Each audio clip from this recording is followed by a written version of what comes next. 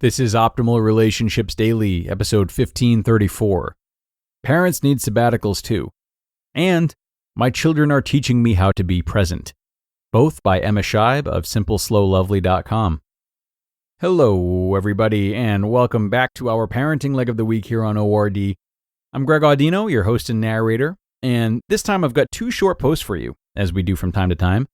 So a couple of shorter, dense posts that we think you'd love and can also fit into our normal 10 or so minute time frame. Today they're coming from Emma Scheib, who we've heard from all across the network for a while now. So let's jump right in and start optimizing your life. Parents Need Sabbaticals Too, by Emma Scheib of SimpleSlowLovely.com. As parents, we frequently talk about and take pride in the fact that parenting is the hardest job in the world.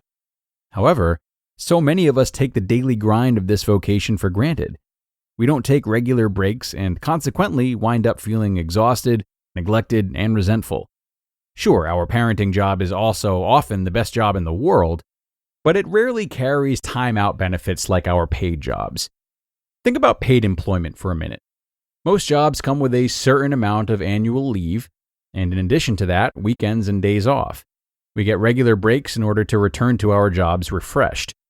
As a parent, we are usually on call for our children 24/7, particularly when they're young. And let's be honest, it's exhausting. We need regular breaks from the hardest job in the world.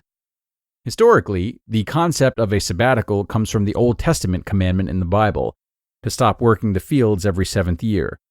Academia have adopted this practice for employees, and most academic institutions offer a paid or unpaid year-long sabbatical.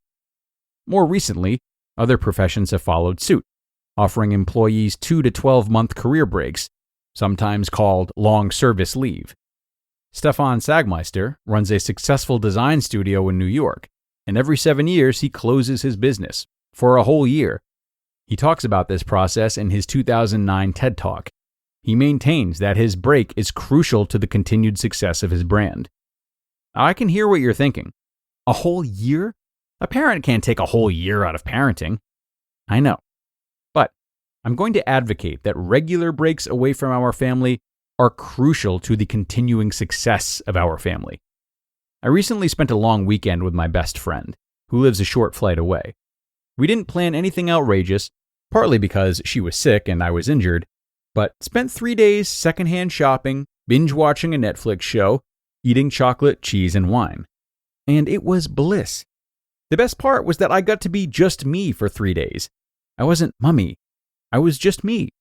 3 days away left me feeling refreshed and ready to tackle the next 3 months of parenting. So I'm going to advocate that you as a parent take a break away from your children and family at least once a week. In addition to that, take annual leave in the form of a few days or a week away from them once a year, with or without your partner. And yes, I'm going to suggest that you take a sabbatical once every so often too. Take a couple of weeks to unplug, unwind, and connect with the things that will restore you. Here are some tips to make your sabbatical, whatever length, successful. Unplug from social media for a length of time. Do this if nothing else. Surround yourself with nature. Try a bit of forest bathing. Move your body. Get out of your head and connect with your physical self. Connect with people and things that nourish you and give you energy. And expect inspiration. Breaks from the norm are known to bring enlightenment. My Children Are Teaching Me How to Be Present, by Emma Scheib of SimpleSlowLovely.com. I like to think that I'm present for my children, most of the time. It's become a life goal after realizing I was living the majority of my life in the past or future. But yesterday, in a few small but seemingly insignificant moments, my daughter taught me that I still have a long way to go. She's 4, and along with her 9-year-old sister, they are my best and most beautiful creations. They also happen to be my most important teachers. What my 4-year-old taught me about being present. I don't consider myself in the running for Mom of the Year by any standards, and despite attempting to be more intentional about the way I parent, I fail constantly. Not one day passes where I don't do something to stuff up. One of the things I've tried to be more intentional about recently is how I use my phone and social media around them. And for the most part, I think I've improved. I try to limit my work online to the hours that they're at school so I can be more present for them when they're at home. Try is the most important word of that sentence. I have failed miserably the last few days. But yesterday, simply by her presence, my daughter reminded me that even if I'm not online, I'm often not available for her. My busy work just transfers to housework, cooking, and other chores. Thursdays are sacred. She has Thursday at home with me, a last hurrah before school at the end of this year. So I didn't schedule any work in for yesterday. I knew it would be a day of interruptions and errands, and I've learned not to try to write on these days. But determined to be productive in some way, I dutifully made a to-do list.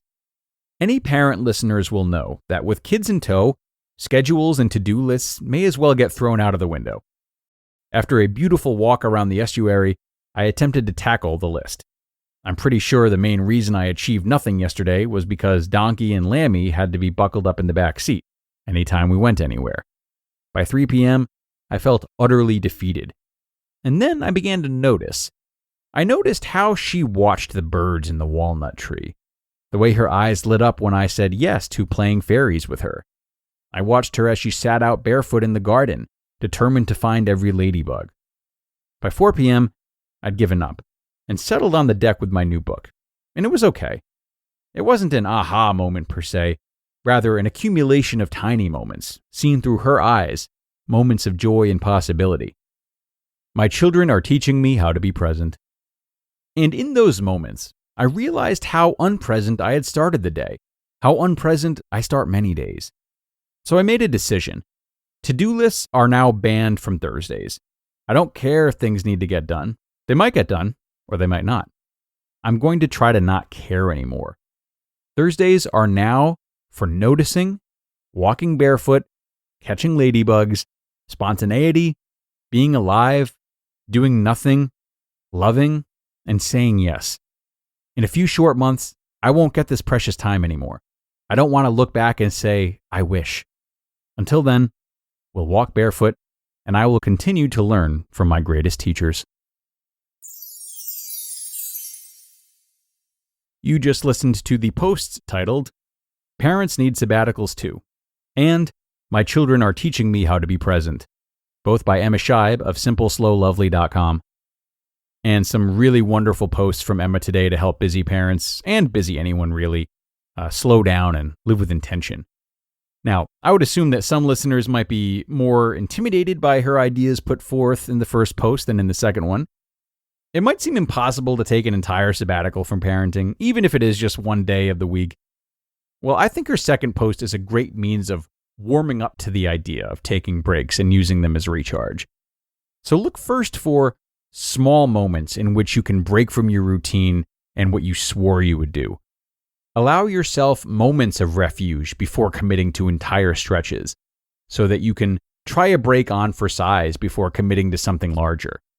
It can be so hard to break from what we feel is necessary as parents, and easing into it is often the best means of doing so. So look around you today for very small invitations to do just that. I wish you luck with that, parents. It is time to sign off for today. I hope you enjoyed this work and that you're feeling inspired. Have a great rest of your Friday, and be sure to come on back tomorrow for another post. That's where your optimal life awaits.